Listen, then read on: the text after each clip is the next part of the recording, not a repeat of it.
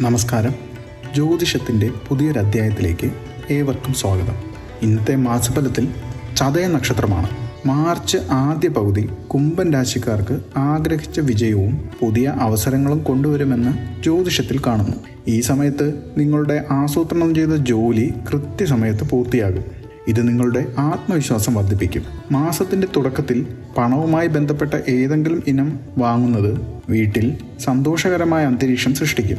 ഈ സമയത്ത് ജോലി സ്ഥലത്ത് നിങ്ങൾക്ക് പൂർണ്ണ പിന്തുണ ലഭിക്കും. ചതയ നക്ഷത്രത്തിൽ ജനിച്ചവർക്ക് പൊതുവെ ഈ മാസം അനുകൂലമായിരിക്കും. സാമ്പത്തികം, ബന്ധങ്ങൾ, മൊത്തത്തിലുള്ള മനസ്സമാധാനം എന്നിവയെക്കുറിച്ചുള്ള ശുഭാപ്തി വിശ്വാസമുള്ളതിനാൽ ഈ വർഷം വിവിധ അവസരങ്ങളും വെല്ലുവിളികളും കൊണ്ടുവരും. ചതയ നക്ഷത്രക്കാരുടെ കരിയറും ജോലി സംബന്ധവുമായ വിവരങ്ങൾ നമുക്ക് നോക്കാം. ജോലി സ്ഥലത്ത് കൂടുതൽ സമയപരിധിയും ഉയർന്ന സമ്മർദ്ദ സാഹചര്യങ്ങളും ഈ മാസത്തെ അടയാളപ്പെടുത്തും. സാങ്കേതിക പുരോഗതി പുതിയ വെല്ലുവിളികൾ കൊണ്ടുവരും. അത് നിങ്ങളെ വേഗത്തിൽ പൊരുത്തപ്പെടാനും പഠിക്കാനും പ്രേരിപ്പിക്കും. നിങ്ങളുടെ മേൽ വെച്ചിരിക്കുന്ന പ്രതീക്ഷകളിൽ നിങ്ങൾ അമിതഭാരം അനുഭവിക്കുന്ന നിമിഷങ്ങൾ ഉണ്ടാകാം.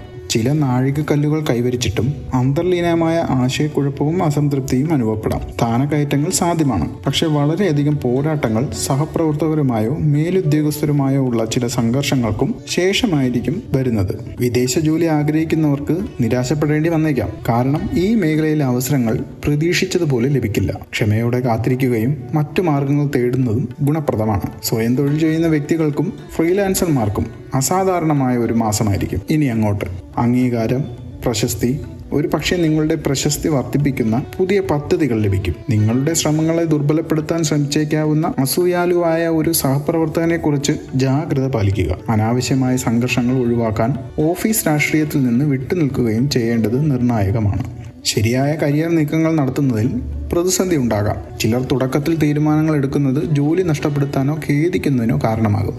സർക്കാർ ജോലി അന്വേഷിക്കുന്നവർക്ക് വിജയസാധ്യത കൂടുതലായി കാണുന്നു.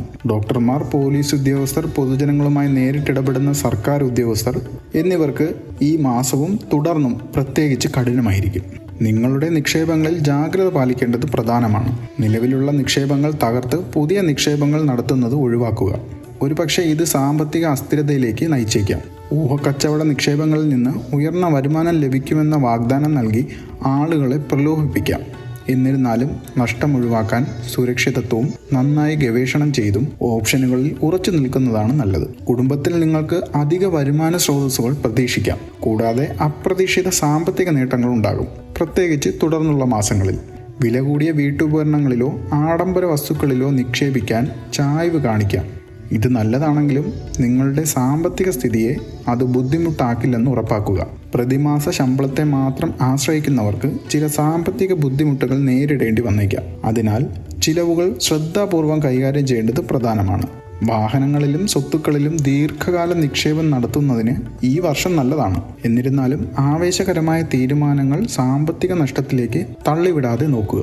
സൗഹൃദ ബന്ധങ്ങൾ സ്ഥാപിക്കുന്നതിൽ ജാഗ്രത പാലിക്കുക, പ്രത്യേകിച്ച് എതിർ ലിംഗത്തിലുള്ളവരുമായി. ബിസിനസ്സുകാർക്ക് പുതിയ സംരംഭങ്ങളിൽ നിന്ന് പുരോഗതി പ്രതീക്ഷിക്കാം. പങ്കാളിയുമായോ ജീവനക്കാരുമായോ അഭിപ്രായ വ്യത്യാസങ്ങളോ സംഘർഷങ്ങളോ ഉണ്ടാവാനുള്ള സാധ്യത കാണുന്നുണ്ട്. തടസ്സങ്ങൾ ഒഴിവാക്കാൻ പ്രശ്നങ്ങൾ നയതന്ത്രപരമായി കൈകാര്യം ചെയ്യേണ്ടത് നിർണായകമാണ്.